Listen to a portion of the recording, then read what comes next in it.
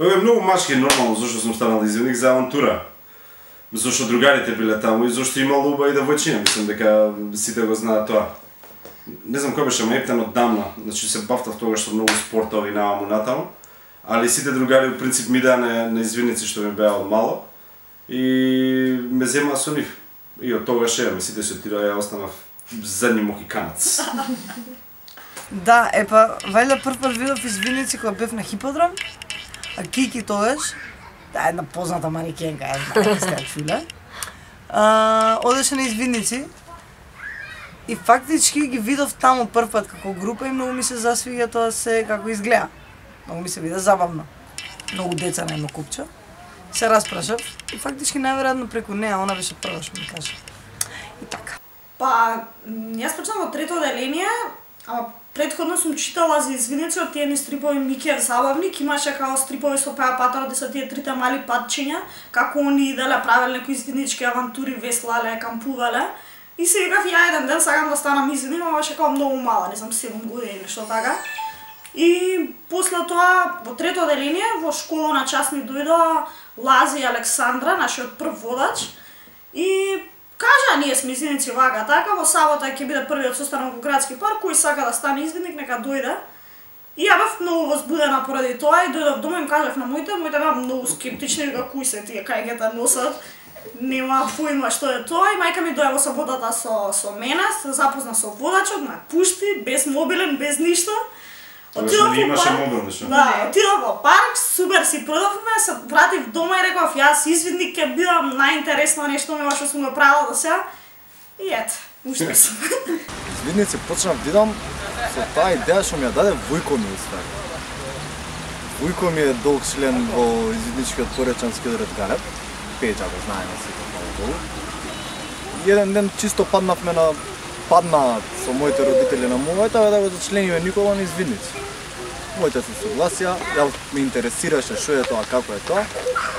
Зашто да не, отидов, што да видам, убавина. Тоа беше некаде 2000-та година, ако не се лажам. Јас тргнав пошто Ане тогаш ми беше другарка уште од прво оделение. Не, само во тоа време и ми раскажуваше нон-стоп колку убаво си проаѓала на извидници, она тргна во трето оделение на прво полугодие, па јас се приклучив во второто полугодие.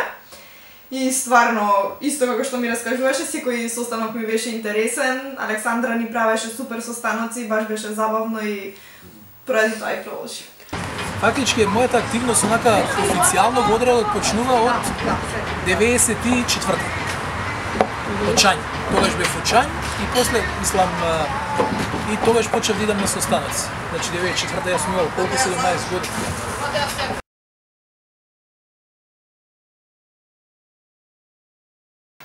Вервирички. Да, први се викаше Вервирички, па после тоа го седмо оделение решивме го смениме името.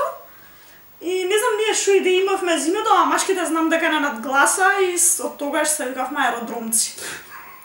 Многу креативно.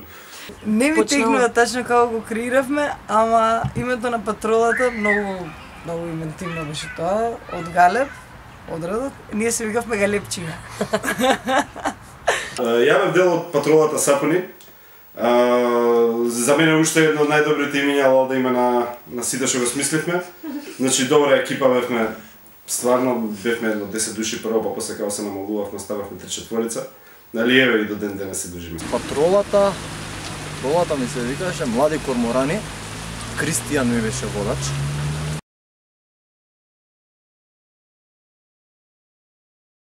Ви претходно Јане кажа дека и извиднишот е буквално животна школа, особено Галеб, како одред кој што ти го нуди. Значи многу дружење, многу шетање, многу пријателство. Мислам тоа се вештини кои што точно дека можеш да ги стекнеш и надвор, многу полесно се стекнуваат во рамки на извидничото, во рамки на овој одред. Така да првин тие социјални вештини што ги имаш, значи за комуникација со луѓе, за полесно стекнување на пријателите и полесен пристап до луѓе, навистина влијаат не само на приватен план, туку и на професионален план. И у принцип мислам дека најверојатно ми го смени многу животот, пошто идејќи на извидници сватив дека сум авантурист. И тоа е место кај што откриваш колку ја сакаш природата, во принцип. И тоа беше може би и многу важен дел од мојот живот и зашто после тоа се пријавив на Survivor. Знаев сигурно пред да се пријавам таму дека што сум правила на извиници, можам да спијам у шатор, не ми пречат толку многу бубачки и такви ствари. Можам да се зближам со луѓе во брзо време, луѓе што не ги познавам. Можам заедно со нив да се изборам за некоја награда или за нешто, во принцип во игри, друштвени игри. Имам научено за добрина, за почитување на луѓето помеѓу себе, да бидам добар другар, еден од извидничките правила, тој извидникот сега добар другар. Се трудам истите методи кои што сме ги применували во извидниците, да ги применувам и на работа. Во стилот на тимска работа, да работа во групи. Па и генерално извидниците ме научија на ред.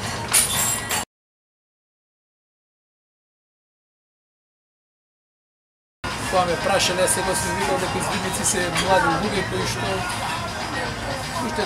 едноставно учат низ дружба, да се снаоѓаат во природа, да живеат во природа, тоа да ги користат сите ресурси кои им се наоѓаат таму, да се дружат. Така да во таа насока, мислам. Мене никогаш дефиницијата не ми била дека спијат у шатори, а уште повеќе дека нели ние сме поречани, така да например јас сум имал многу проблеми околу тоа поречански да го објаснам на луѓето, кога ќе сум кажал извидничко поречански од Галеб, например. Луѓето мислели дека сме од поречие, така да ми требало многу време да им објаснам дека се работи да се поречански, дека сме специализирани за пловидби, за вода и затоа да се плави униформите. Извидниците се нешто најубаво што може да постои на планетава Земја. Затоа што има многу голема дружба, многу голема љубов, многу убаво кампување исто така има, толку многу искрено пријателство, искрена дружба има што никој нема да ти замери за ништо. Тука е за да ти помогне. Макар и да не може, ќе најде време и начин и место и простор и све што треба за да ти помогне да биде така. Што за жал во денешно време тоа многу ретко се случува. И многу ми е мило бар во извидништвото што го има бар тој момент. Едукација. Лојалност. Животна школа. Фрајерлук. Авантура. Па и семејство на крај, што, а? Едно убаво сеќавање, едно убаво дружење. Тоа во принцип е тоа. Да.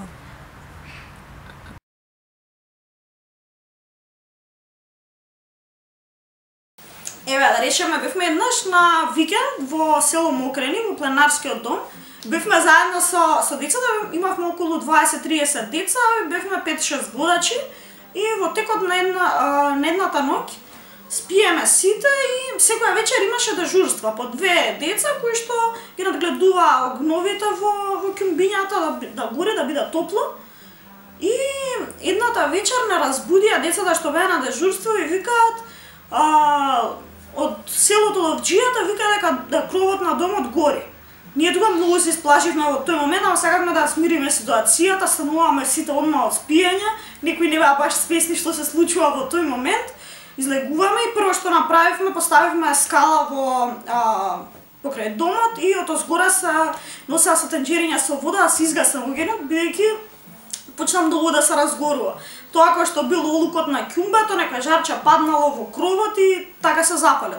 Да не бил во Овџијата, можеби немаше да сме виделе дека се случува нешто такво на почетокот.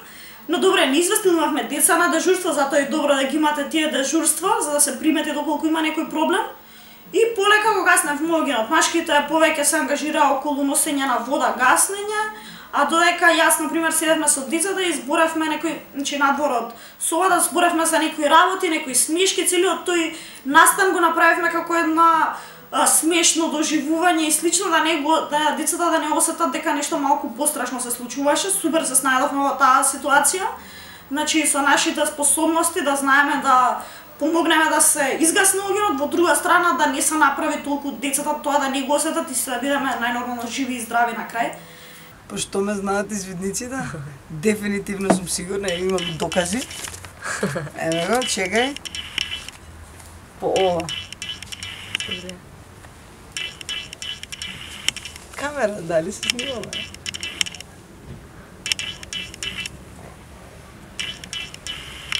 Учањ во тоа време имавме сеир клупа. Сеир клупа, мене учањи на димакот хемо ми искочи од таму. Од сеир клупата имавме кош тука баш пред сеир клупа. И се играше кошарка и фала Богу, некој си седнал, си чека наред да изиграат други. И нема везе, Нено падна, Рамштайн, и да се намести, фала Богу се мести, се изместил, и ја дете како дете, му викам, абе брат, хемороиди да немаш случајно, и почна тука джа, ја дете не разбирам што си ми кажал. Почна да ми се смеат сите, и од хемороиди ми спадна хемонадимак, ми остана, и не си го менјам, бар како добар успомен ми е онака некако останато од Чањ, онака една од многуте дешавки што можам да ги памтам од Чањ. Во Лондон бевме една поголема група на луѓето, никош нема да го заборавам тука. Тоа е еден интересен детај, овако тогаш еден амбасадор на Република Македонија беше Стево Црвенковски и пријателка на татко ми работена таму во амбасадата и организираше прием кај него. Ние бевме, кај нас бевме, не знам, 13 луѓе со деца и сега дури го чекавме, значи амбасадорот не послужија со сок, со влаги Марс, онакви Сникерс, Баунти и децава јаде и бутаа по джебови го да не сме видели. Кога се појави амбасадорот, имавме краток разговор, бидејќи многу нешто не спомна он во разговорот. И кога излеговме, капак на се беше, идеме во Макдоналдс и сега тој што е домаќин од Девид ми вика, Митко, вика, кажи на твоите дека јадењето, вика, ќе го платиме ние. И мене кој ѓавол ме караше, ја викам на деца, викам, слушате, викам, не претерувајте, меѓутоа, викам, се што ќе порачаме, ќе платат они. И кога почна Биг Мек, дупли, голема Кока-кола, голем помфрит, сладолед, пита од јаволка, ја вака, еден срам овако ги гледам, идеше тога баш као джебоите им паѓа Баунти, чоколаца, овако, Сникерс, Марс. А ето, тоа беше нешто невидено. А јас нешто као тим лидер бев таму, ама што да правам, вика. И сега тој Девид ме гледа, ога се смее, викам. Тоа е сега главни се, што?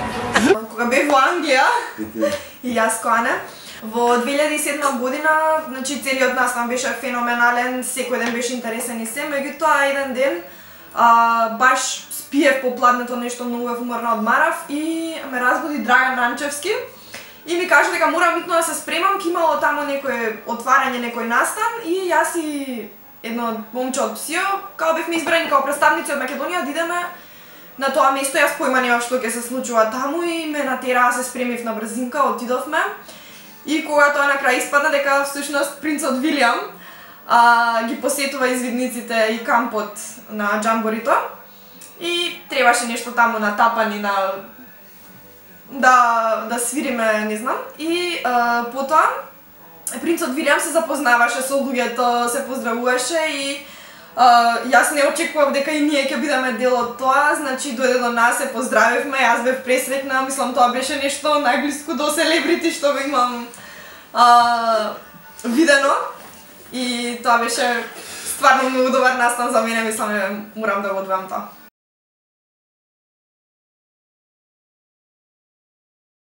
Ништо прво стварно да останат млади, да останат гладни за успех, да останат извидници, пошто тоа е најбитното на ваков или таков начин колку може да придонесат. И секогаш да веруваат во себе. Што е најбитна работа извидништво, бидејќи извидништвото гради карактер. Никогаш да не се откажат. Така да продолжите да го работите тоа што го работите, без разлика на кој стадиум се извидниците моментално во државата, да кажем, без разлика на каков стадиум е сојузот на извидници. И ја би додала, значи да не се откажуваат од своите соништа и идеи, значи ако имате некаква идеја или замисла било што, пробувајте, ризикувајте и да не успеете од прв пат, втор пат, трет пат, значи буквално само терајте напред додека не си го остварите своето, бидејќи се е можно доколку верувате во себе. Продолжете, не се откажувајте. Многу убава работа е, многу ќе научите. Сега да им кажам на сите млади да не се плашат да направат нешто, да не се плашат да се впуштат во некои авантури, поголеми работи. Дојдете на извидници, пробајте да правите нови работи, може ќе дознаете нешто за себе што не сте го знаеле порано, нешто во што сте навистина добри. Бидете секогаш упорни во тоа што го правите и најважно од се за извидници е да се забавувате кога ги правите сите тие работи. Тоа е најбитно, да се чувствувате убаво и среќни и при тоа и другите ги направите среќни. А бидете на извидници, ќе ви биде сигурно.